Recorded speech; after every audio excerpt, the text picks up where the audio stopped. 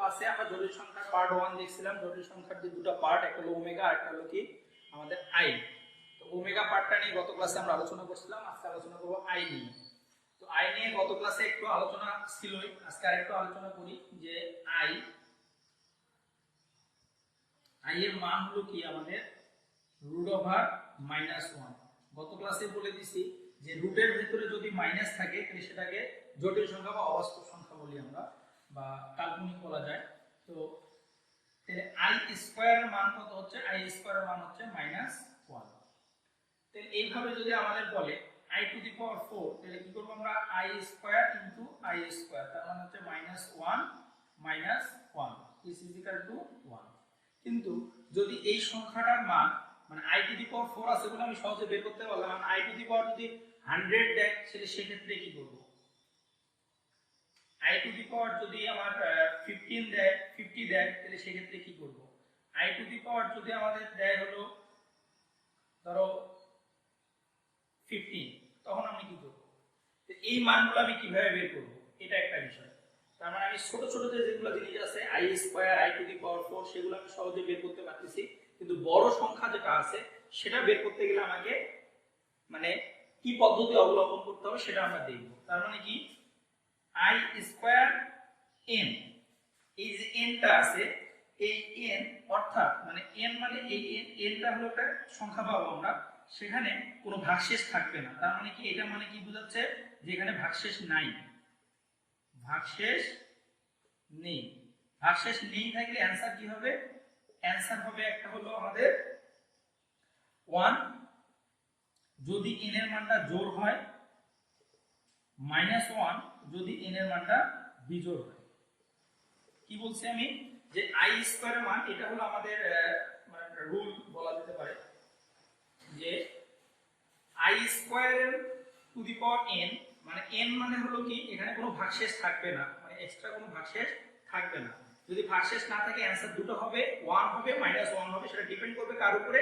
n টা জোড় না n টা বিজোড়। যদি n টা জোড় হয় তাহলে অ্যানসার হবে 1, n টা যদি বিজোড় হয় তাহলে অ্যানসার হবে কি আমাদের -1। তাহলে আমরা দেখি যে এইটাকে আমরা লিখতে পারি i স্কয়ার টু দি পাওয়ার 50, তাহলে 50 আর 2 গুণ করলে হয় 100। তাহলে এই 50 সংখ্যাটা কি?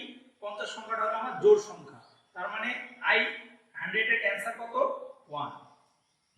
আবার পরেরটা যদি দেখি আমরা i স্কয়ার, এর এখানে যদি আমরা 25 দেই তাহলে 25 দুগুণ হয় কত? 50।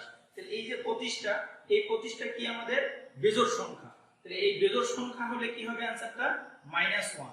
তাহলে খুব সহজে আমরা বড় ধরনের যে সংখ্যাগুলো এখানে থাকে সেই সংখ্যাগুলোর জন্য আমরা ডাইরেক্টলি অ্যানসারটা বের করতে পারব। আবার আসো, যদি আমার এটা ভাগশেষ থাকে, এখন ছিল ভাগশেষ নেই, আবার যদি ভাগশেষ থাকে তাহলে সেই ক্ষেত্রে কি করব? ভাগশেষ থাকে মানে কি n+1, তাহলে এখানে দেখো এইটাকে আমরা ভাগশেষ বলতেছি, তার মানে অর্থাৎ এখানে ভাগশেষ কত? ভাগশেষ হলো আমাদের কত? 1। তাহলে এইটার ক্ষেত্রে অ্যানসার কি হবে? এটার ক্ষেত্রে অ্যানসার হবে একটা হলো i যখন n জোড় সংখ্যা হবে, আর একটা হবে -i যখন n বিজোড় সংখ্যা হবে। তাহলে n হলো জোড় সংখ্যা আর একটা হলো n হলো কি বিজোড় সংখ্যা। তাহলে i15 আছে, i15, তার মানে আমরা বলতে পারি যে i আর হলো কি আমাদের i⁴, এইভাবে আমরা করতে পারি ডাইরেক্টলি i⁴, বা এটা না দিয়েও আচ্ছা এটা দিয়ে যদি আমরা দেখি তাহলে কি আসছে? i আসছে i square to the power 7, i square to the power 7। তাহলে আমরা পূর্বের নিয়মটা দিয়ে করতেছি যে i স্কয়ার এর উপর এখানে 7 আছে, 7 মানে কি বিজোড়, বিজোড় যদি হয় তাহলে অ্যানসার কি আসবে? -1। তাহলে i ছিল আর এখন আসলো -1, তার মানে অ্যানসার কত? -i। আর যদি আমরা দেখি যে এই নিয়মটাকে যদি আমরা দেখি, যে দ্বিতীয় যে নিয়মটা ছিলাম, যে তার মানে কি হলো i স্কয়ার 15 মিলাবো, তাহলে 7 + 1,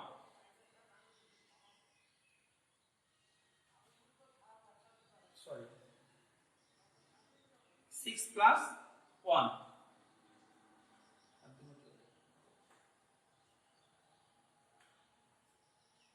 তো এটা যদি আমরা দেখি তাহলে এখানে হলো কি আমার বেজোড় আর এখানে ভাগশেষ কত আছে 1, তার মানে এটাকে আমরা ডিরেক্টলি লিখতে পারি -i, বা পূর্বের নিয়মটাও আমরা দেখতে পারি। এটা হলো i নিয়ে আমাদের যে জিনিসগুলো সেটা এখানে গেল।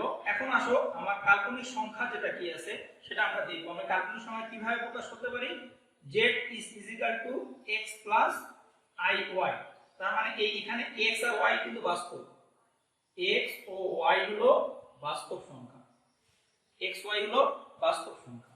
তার মানে যখন y এর সাথে i আছে তখন এই অংশটা হয়ে গেল অবাস্তব অংশ, এই অংশটা হয়ে গেল বাস্তব অংশ। তার মানে x অংশটা হলো বাস্তব, এই অংশটা হলো কি অবাস্তব বা কাল্পনিক।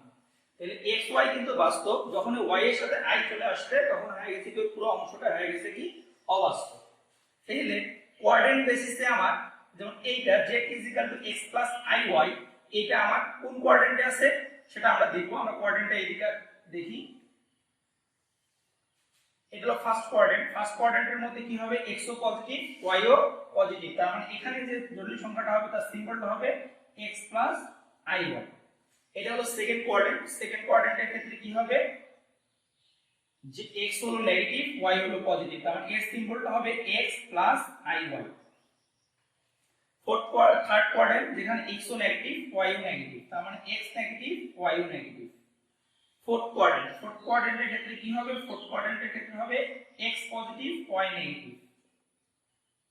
তাহলে এখানে দুটো কোশ্চেন একটা আসতে পারে, মানে দুই ধরনের এখানে আসতে পারে, যে এই x টা যদি 0 হয়, এই x এর মানটা যদি 0 হয় সেক্ষেত্রে আমার অবস্থানটা কোন জায়গায় হবে। কেন, যদি x টা এখানে 0 হয় মানে x = 0 হলে, x = 0 হলে z ইকুয়াল হবে -iy। এই জায়গায় যদি x = 0 হলে আমার z = -y। তাহলে আমার এখানে প্রবলেম হলো দুই জায়গায়, যে একটা হলো x = যদি 0 হয় তাহলে সেই ক্ষেত্রে z = iy, এখানে x = 0 হলে z = -iy। তাহলে দুটার ক্ষেত্রে দেখো সেম জিনিস আসছে, তখন সেই ক্ষেত্রে আমি কিভাবে আইডেন্টিফাই করব যে এটা থার্ড কোঅর্ডিনেট না এটা ফোর্থ কোঅর্ডিনেট। তার মানে এটা হলো থার্ড কোঅর্ডিনেট, এটা হলো ফোর্থ কোঅর্ডিনেট, এটা হলো ফার্স্ট কোঅর্ডিনেট, এটা হলো সেকেন্ড কোঅর্ডিনেট। তাহলে আমার যখন z -y iy হবে তখন আমার সেটা থার্ড কোঅর্ডিনেটে হবে না ফোর্থ কোঅর্ডিনেটে হবে, এটা একটা বড় কোশ্চেন। তো এটা আমরা এখন আলোচনায় আসবো, তার আগে আমরা দেখব যে এই জটিল সংখ্যার মধ্যে যে এই অবাস্তব একটা সংখ্যা আমরা কাল্পনিক সংখ্যা এখানে লিখছি, এই কাল্পনিক সংখ্যাটার মান কিভাবে বের করব, যেটাকে আমরা মডুলাস বলতেছি। মডুলাস হলো x এর বাস্তব সংখ্যার উপরে হোল স্কয়ার, অবাস্তব সংখ্যার সহগের উপরে হোল স্কয়ার, অবাস্তব সহগ মানে y এর উপর হোল স্কয়ার প্লাস √, এটা হলো মডুলাস। আর একটা হলো আর্গুমেন্ট।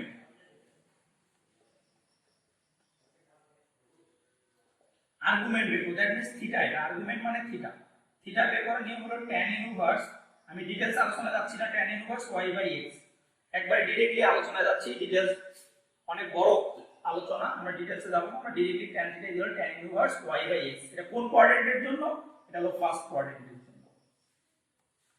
তাইলে ফার্স্ট কোঅর্ডিনেটের জন্য আমরা সব সময় 180 মানে 90 ডিগ্রি জোড় গুণিতক নিয়ে কাজ করব। তার মানে এইটা হলো আমার 90 ডিগ্রি জোড় গুণিতক, 90 * 2, দ্যাট মিন্স এটাকে আমরা বলতে পারি পাই। পাই এর মান কত, 90 * 2। এটাকে বলতে পারি আমরা কত, 90 * 4, যেটা মান হলো টুয়াইস পাই। তাহলে আমরা 90 ডিগ্রি জোড় গুণিতক নিয়ে কাজ করব। তাহলে সেকেন্ড কোঅর্ডিনেটের অবস্থানটা কোন দিকে, 180 থেকে মাইনাসের দিকে, এটা মাইনাস 180 থেকে কার দিকে, মাইনাসের দিকে। তাহলে সেক্ষেত্রে আর্গুমেন্টটা কি হবে, পাই মাইনাস tan ইনভার্স y/x। কোন কোঅর্ডিনেটের জন্য, সেকেন্ড কোঅর্ডিনেটের জন্য। থার্ড কোঅর্ডিনেট কোন জায়গায় অবস্থান করতেছে, 180 থেকে প্লাসের দিকে অবস্থান করতেছে। তাহলে থার্ড কোঅর্ডিনেটের জন্য থিটাটা হবে কি, পাই প্লাস tan ইনভার্স y/x। কোন কোঅর্ডিনেট এটা, থার্ড কোঅর্ডিনেট।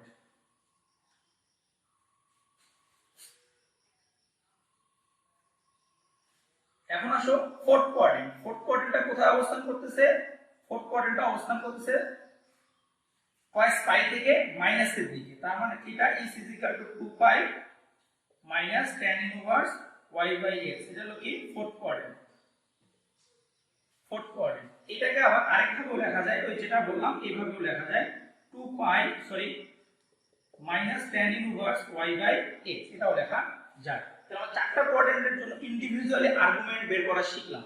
এখন কোশ্চেন যেটা ছিল, যদি x এর মানটা 0 হয় তাহলে সেক্ষেত্রে আমার থার্ড কোয়াড্রেন্টে পড়বে না ফোর্থ কোয়াড্রেন্টে পড়বে, সেটা আমার একটা কোশ্চেন ছিল। যদি আমরা x এর মানটাকে 0 ধরি, x এর মান 0 ধরলে আমার এই রেজাল্টটা যেটা আসবে, এই রেজাল্টটা সেটাই আসবে। তার মানে কি, এটার অবস্থান হবে এই পয়েন্টটা।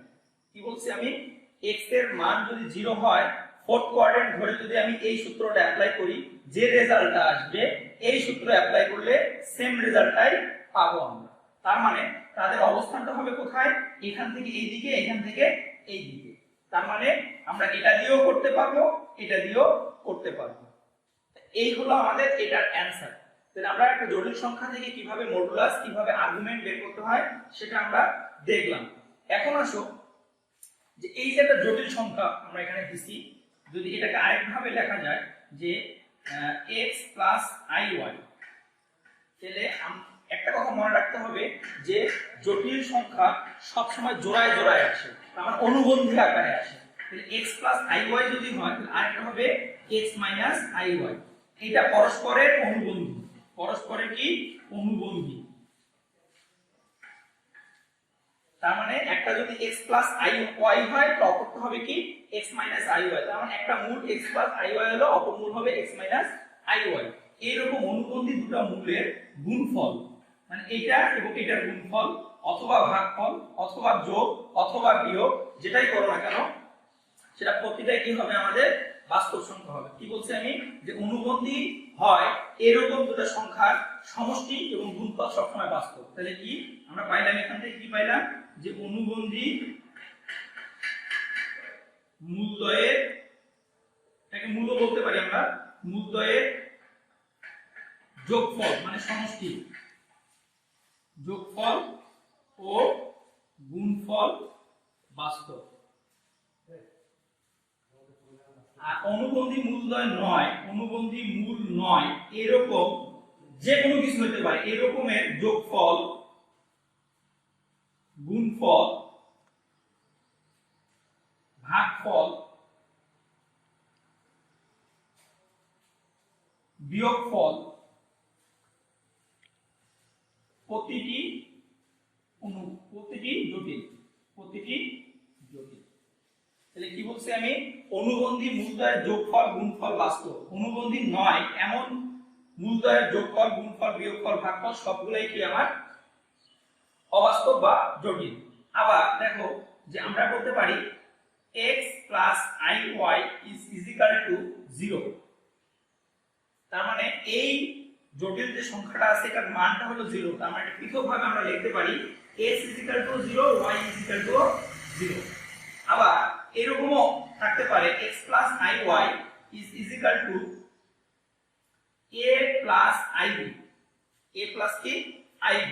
তাহলে সেক্ষেত্রে আমরা লিখতে পারি, যেহেতু এখানে মাসটি ইকুয়াল আছে, তাহলে বাস্তব ইজ ইকুয়াল টু বাস্তব, মানে এই পাশের বাস্তব যে মানটা এই পাশের বাস্তব মানটা ইকুয়াল হবে। তাহলে x is equal to a, এই পাশের অবাস্তব মানের সহগ মানে i এর সহগ, এই পাশের i এর সহগ সেম হবে। তো y is equal to b, এটাকে বলা হচ্ছে জটিল সংখ্যার সমতাকৃত। তাহলে আমরা এখান থেকে জটিল সংখ্যা দেখলাম, একটা নিয়ম জটিল সংখ্যা আমরা দেখলে আমরা প্র্যাকটিসে চলে যাব, সেটা হলো কি আমার ভাগ। যদি দুটো জটিল সংখ্যা ভাগ অবস্থায় থাকে, a প্লাস ib, ধরো a মাইনাস ib ভাগ অবস্থায় থাকে, সবসময় মনে রাখবা জটিল সংখ্যা যদি দুটো ভাগ অবস্থায় থাকে তাহলে সেক্ষেত্রে হরে যেটা থাকে তাকে বাস্তব করতে হয়, হরে যেটা থাকে তাকে কি করতে হয়, বাস্তব। তাহলে হরে যেটা আছে সেটাকে বাস্তব করতে গেলে কি করতে হবে, এর নিচে যে হরটা আছে হরের কি করতে হবে, অপোজিট দ্বারা লব এবং হরকে গুণ করতে হবে। তাহলে কি বলছি আমি যদি হরটাকে জটিল সংখ্যা ভাগ অবস্থায় থাকলে হরকে কি করতে হবে, আমাদেরকে হরকে করতে হবে বাস্তব করতে। বাস্তব করার উপায় হলো কি, যে নিচে যেটা থাকবে তার অপোজিট দ্বারা আমরা অনুবন্ধী দ্বারা গুণ করব। তাহলে a plus a minus ib আছে, এর অনুবন্ধী বা এর অপোজিট সেটা কি a প্লাস ib, এটা দ্বারা আমরা কি করব, গুণ করে ফেলব। যদি এটা দ্বারা আমরা গুণ করে ফেলি তাহলে সেক্ষেত্রে আমার কি আসবে, a minus ib, a plus ib। তাহলে a minus b, a plus b সূত্র হলো a স্কয়ার মাইনাস কি হবে, b স্কয়ার। আমি একটু লেখার চেষ্টা করতেছি এখানে। a plus ib whole square is equal to a square minus কি ib whole square। তাহলে এটা হচ্ছে কি আমার, এটা আমি যেরকম আছে এরকমই রাখলাম। আর এখানে হলো a square minus i square b square. i square এর মান আমরা পূর্বেই দেখছি, i স্কয়ার এর মান কত -1। তাহলে -1 যদি বসাই তাহলে কি আসবে a plus ib whole square divided by a square plus b square। তাহলে দ্যাট মিন্স নিচে দেখো বাস্তব হয়ে গেছে। তাহলে ভাগ থাকলে আগে কি করতে হবে, নিচে বাস্তব মান যেভাবে হোক করে নিতে হবে। করলে আমরা অঙ্কটা করতে সহজেই পারবো, মডুলাস বের করতে পারবো, আর্গুমেন্ট বের করতে পারবো। এই হলো আমাদের আই নিয়ে মোটামুটি একটা ধারণা। এখন আমরা প্র্যাকটিস করব। আচ্ছা, আমরা যে রুলটা দেখলাম, আই এর যে রুলটা দেখলাম, এই রুলের উপরে এই অঙ্কগুলো আমরা প্র্যাকটিস করব এখন।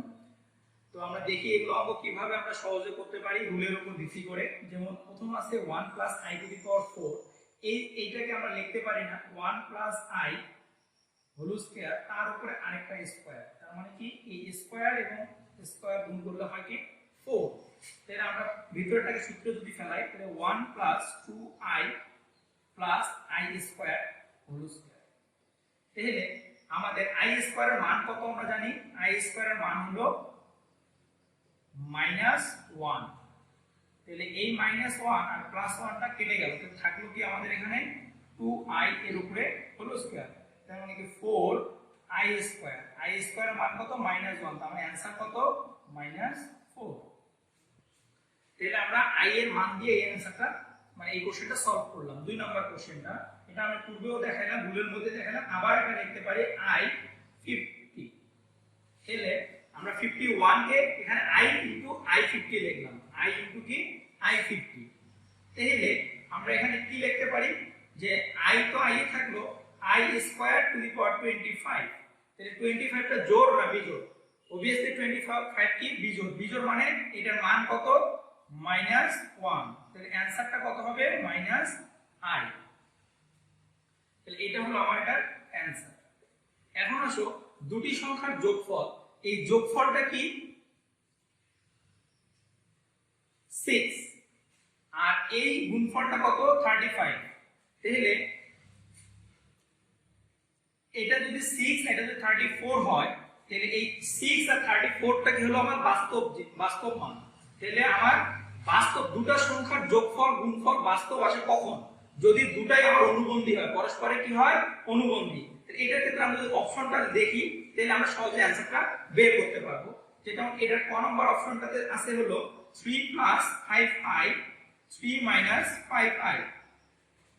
খ নম্বর অপশনে আছে আমাদের 4 প্লাস 7i 2 মাইনাস 5i। গ নম্বর অপশনে আছে আমাদের 17 প্লাস 3i 2 মাইনাস 3i। ঘ নম্বর অপশনে আছে আমাদের কি 17 মাইনাস 2i 2 মাইনাস 3i। তাহলে আমি কি বললাম, আমি বললাম হলো যে এই যে 6 এবং 34 দুটাই বাস্তব সংখ্যা। তাহলে দুটো জটিল সংখ্যার গুণফল এবং যোগফল কখন বাস্তব হবে, যদি সংখ্যা দুটো অনুবন্ধী হয়। অনুবন্ধী হওয়ার নিয়ম কি, যে একটা যদি 1 প্লাস i হয় তাহলে অপরটা হবে কি 1 মাইনাস i। তার মানে এই জায়গায় আছে কি 3 প্লাস 5i, এখানে আছে 3 মাইনাস 5i। একই সংখ্যার কি আছে বিপরীত আছে, তার মানে এইটাই অনুবন্ধী এবং এই দুটার গুণফল বা যোগফলটা করলে আমি 6 পাবো এবং 34 পাবো। আর এখানে দেখো এটা আর এটা কিন্তু সেম জিনিস নয়, তার মানে এটা অনুবন্ধী না। এখানে এই জিনিসটা এবং এই জিনিসটা সেম নয়, তার মানে এটা অনুবন্ধী নয়। এটা সেম এবং এটা একই জিনিস নয়, তার মানে এটা অনুবন্ধী নয়। তাহলে অনুবন্ধী একমাত্র কে ক নম্বরটা। তাহলে এখানে একটা জিনিস দেখো, যেহেতু এমসিকিউ তে যদি আসে তাহলে সেক্ষেত্রে আমার এইগুলা গুণ করে যোগ করে দেখার কোনো দরকার নাই। এটা যেহেতু বাস্তব, এটা বাস্তব। তাহলে দুটো জিনিসে বাস্তব আসবে কখন, যখন দুটো জটিল সংখ্যার যোগফল এবং দুটো অনুবন্ধী জটিল সংখ্যা থাকবে। তখন আমি অপশন থেকে বেছে নিব যে অনুবন্ধী জটিল সংখ্যা কোনটা। তাহলে এখানে অনুবন্ধী জটিল সংখ্যা এইটা, মানে এটাই आंसर, আর যোগ বিয়োগ গুণ করে দেখার দরকার নাই। এবার আসো 4 নম্বর কোশ্চেনটা। এখানে x এর মানটা দিয়ে দিয়েছে কত, x 3 2i, আর এখানে বলে দিয়েছে x y দুটো অনুবন্ধী জটিল সংখ্যা। কি সংখ্যা অনুবন্ধী। তার মানে x 3 2i যদি হয় তাহলে obviously y 3 2i হবে। কেন, x y দুটো অনুবন্ধী জটিল সংখ্যা বলে। তার মানে কি আমরা মান নির্ণয় করতে বলছি x y কি xy। তার মানে x এর মান কত 3 2i, y এর মান কত 3 2i। আর একটা হলো কি গুণ করব আমরা 3 2i আরেকটা হলো কি 3 2i। তাহলে আমাদের এই 2i এবং এই 2i কেটে গেল, তাহলে 3 আর 3 যোগ করলে কত হয় 6 প্লাস 9 4i স্কয়ার, 9 মাইনাস কি 4i স্কয়ার। তাহলে আমার এখানে থাকতেছে 6 প্লাস 9 i স্কয়ারের মান -1, তাহলে মাইনাস মাইনাস হয়ে গেল প্লাস 4, তার মানে কত হচ্ছে 19। তার মানে কত आंसर 19 आंसर। এখন আসো 5 নম্বর কোশ্চেনটাতে, এখানে এর মান দিয়ে দিয়েছে, কত দিয়ে দিয়েছে 1 i ডিভাইডেড বাই √2। এটা মান দিয়ে দিয়েছে আমাকে a টু দি পাওয়ার 6 এর মান বের করতে বলছে, a টু দি পাওয়ার 6। তাহলে এটা যদি আমি হোল স্কয়ার করি তাহলে জিনিসটা এরকম দাঁড়ায়। এটার মানে কি উপরেরটা স্কয়ার, মানে 1 2i প্লাস হলো কি আমাদের i স্কয়ার ডিভাইডেড বাই হলো 2। i স্কয়ারের মান কত, i স্কয়ারের মান হলো -1, তাহলে 1 2i -1 ডিভাইডেড বাই 2, তাহলে -1 কেটে গেল, তার মানে 2i ডিভাইডেড বাই 2, 2 কেটে গেল, থাকলো কি i। এখন আমাকে বের করতে বলছে a টু দি পাওয়ার 6, তাহলে a টু দি পাওয়ার 6 কে আমরা কি লিখতে পারি, a স্কয়ার তার উপরে দিতে পারি কিউব, a স্কয়ার তার উপরে কিউব। তাহলে a স্কয়ারের মান কত পাইলাম, a স্কয়ারের মান পাইলাম i, তাহলে i এর উপরে কিউব, i এর উপরে কি কিউব, তার মানে i স্কয়ার ইনটু হলো i স্কয়ারের মান -1, তার সাথে হলো কি i, তার মানে -i आंसर। তাহলে i এর রেজাল্টগুলো দিয়ে আমরা সহজেই অঙ্কগুলো করতে পারলাম। এখন আমাদের পরের যে কোশ্চেনটা সেটা হলো আর্গুমেন্ট বের করতে বলছে। আমি শুরুতেই বলছি মডুলাস আর্গুমেন্ট বের করতে বলে আগে দেখতে হবে কোন মডুলাস বের করতে হলে কোনো প্রবলেম নাই, আর্গুমেন্ট বের করে দেখতে হবে যে কোন কোয়াড্রেন্টে অবস্থান করতেছে।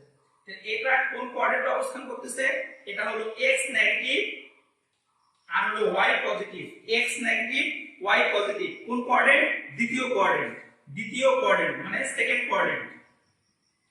সেকেন্ড কোয়াড্রেন্টের আর্গুমেন্টের সূত্র কি pi minus tan inverse y by x। তাহলে পাই y এর মান কত,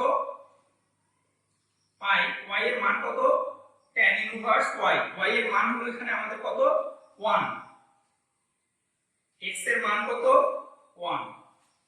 কেন, কারণ এই মাইনাসটার জন্যই কিন্তু আমরা পাই থেকে বিয়োগ করছি, এখানে নতুন করে x এর সাথে মাইনাস দেয়া যাবে না x এর মানের সাথে। তার মানে পাই মাইনাস tan ইনভার্স 1 এর মান কত পাই বাই 4, তার মানে এটা লসাগু করলে 3 পাই বাই 4, এটা হলো আমার आंसर।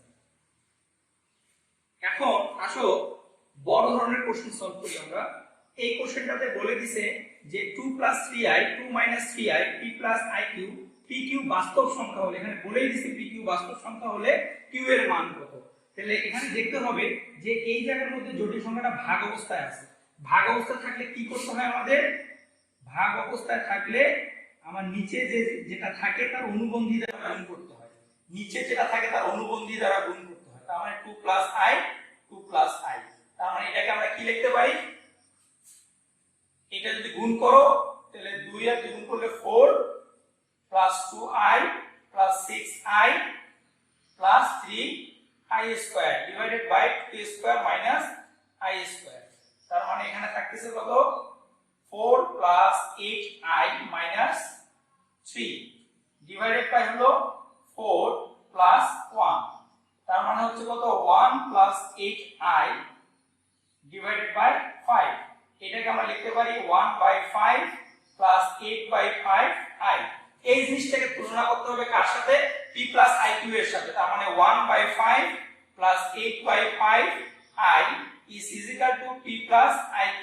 এখন এই দুটো কি জটিল সংখ্যার সমতা মানে সমান, তার মানে এখানে আমি লিখতে পারি p is divided equal to 1 by 5, q equal লিখতে পারি 8 by 5। আমার q এর মান আছে, তাহলে q এর মানটাই হবে কি আমাদের आंसर। তাহলে q এর মান কত 8 by 5, আমাদের 8 by 5 টাই হবে কি आंसर। এখন আসো জটিল সংখ্যাটির মডুলাস, এই যে একটা জটিল সংখ্যা এটার মডুলাস এবং আর্গুমেন্ট বের করতে বলছে। আমরা এই অবস্থায় জটিল সংখ্যাটির মডুলাস বা আর্গুমেন্ট কখনোই বের করতে পারবো না যতক্ষণ পর্যন্ত আমি আদর্শ আকারে নিয়ে আসবো না। আদর্শ আকার মানে কি x প্লাস iy বা এখানে একটা দেওয়া আছে p প্লাস iq, এই আকারে যতক্ষণ আনতে পারবো না ততক্ষণ পর্যন্ত মডুলাস বা আর্গুমেন্ট নির্ণয় করতে পারবো না। তাহলে আমরা দেখি এটাকে আদর্শ অবস্থায় নিয়ে আসলে কি দাঁড়ায়। এটা নিচেরটা আমার লসাগু কি 1 প্লাস i, আমরা এই অংশটা কাজ করতেছি। তাহলে 1 প্লাস i হলো 1 প্লাস i মাইনাস 1, তাহলে সে কি হচ্ছে আমার 1 প্লাস i উপরে উঠে গেল। Into 1 plus i divided by 1 1 কেটে গেলে নিচে থাকে কত আই। তাহলে এখন আমি যদি লসাগু করি আমার আই, তাহলে আই মাইনাস এটা গুণ করে দেই আই প্লাস আই স্কয়ার এখানে ব্র্যাকেট। তাহলে আমাদের কি আসছে আই মাইনাস আই স্কয়ার আমার মাইনাস 1 ডিভাইডেড বাই আই। তাহলে আই এখানে আসছে আই মাইনাস আই প্লাস কি 1, এই আই এবং এই আই কেটে গেল, তো থাকলো কত 1 ডিভাইডেড বাই আই। এটা হলো আমার আদর্শ অবস্থা। তার মানে আমি যদি এখানে এই জিনিসটা লেখার চেষ্টা করি, তাহলে z is equal to আমার আদর্শ সমীকরণ হলো x প্লাস iy। এর সাপেক্ষে যদি আমি লিখি, এখানে কিন্তু x নাই, x অংশটা এখানে নাই, যেহেতু x অংশটা নাই সেহেতু এই জায়গায় আমার 0 প্লাস i 1 বাই i। তাহলে আমি আদর্শ অবস্থায় নিয়ে আসলাম। এখন আমি মডুলাস বের করতে পারি, আবার এখন আমি আর্গুমেন্টটাও সহজে বের করতে পারবো। কেন আমি আদর্শ অবস্থায় এটাকে নিয়ে আসছি, যেহেতু আমার এটা সহজে আমি মডুলাস এবং আর্গুমেন্ট বের করতে পারবো। তাহলে আমরা যদি মডুলাস বের করি, এটা মডুলাস, তাহলে দেখো x টা 0, x এর 0 মানে 0 স্কয়ার, y এর সহগ কত, y এর সহগটা হলো কত মানে i এর সহগ কত এখানে 1, তাহলে 1 স্কয়ার রুট ওভার, তার মানে কি দাঁড়াবে এখানে আমাদের 1। তাহলে এটার মডুলাস কত আমাদের 1। এখন আসো আর্গুমেন্ট মানে থিটা। আমি আগেই বলছি আর্গুমেন্ট বের করতে গেলে আগে দেখতে হবে কোন কোয়াড্রেন্টে অবস্থান করতেছে। এখানেও x পজিটিভ y পজিটিভ, তার মানে কোন কোয়াড্রেন্টে এটা আছে, এটা হলো ফার্স্ট কোয়াড্রেন্টে আছে। তাহলে ফার্স্ট কোয়াড্রেন্ট নরমাল সূত্র tan ইনভার্স কি y বাই x। তাহলে tan ইনভার্স y, y এর মান কত, y এর মানটা হলো 1, x এর মান কত 0। দ্যাট মিন্স এটাকে লিখতে পারি আমরা tan inverse infinity. tan inverse ইনফিনিটির মান হলো কত 90 ডিগ্রি। তাহলে আমরা যে নিয়মটা একটু আগে দেখছি ওই নিয়ম রিলেটেড এই কোশ্চেনগুলো আমরা কি করলাম, সলভ করলাম। এখন আমাদের দেখতে হবে যে আরো কিছু প্র্যাকটিস করে দেখতে হবে যে আমি ওই নিয়মটা যে শিখলাম ওই নিয়মের বিপরীতে আমি এই ধরনের আরো কিছু অঙ্ক আছে যে অঙ্কগুলো আমি পারতেছি কিনা। আর যদি অবশ্যই আমাদের যে মানে কমেন্ট করার অপশন আছে সেখানে কমেন্ট করবো, আমরা পরবর্তীতে আরো কোন ক্লাস নিব এটার উপরে। তো ঠিক আছে, আল্লাহ হাফেজ।